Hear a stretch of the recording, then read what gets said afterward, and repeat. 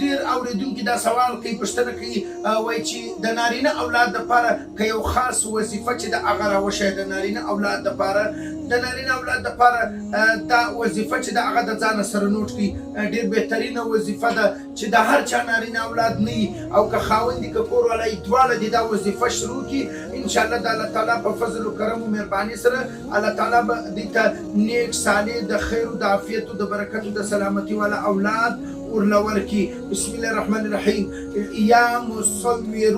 یا مصورو یا کریمو دا دوه توري بیا وصلی الله علی النبی الامی بیا به دا ورسره ووایسته او د ورځې یو وخت معلوم کړي، که ماښام که مازدیګر که ماخستن یو ټیم معلوم کړي، 40 ورځې پورې دا وایسته، انشاءالله د الله تعالی په فضل و کرم مهرباني سره به الله تعالی د غیب د خزانو څخه نیک صالح د خیر و د عافیت و د برکت و د سلامتي والا اولاد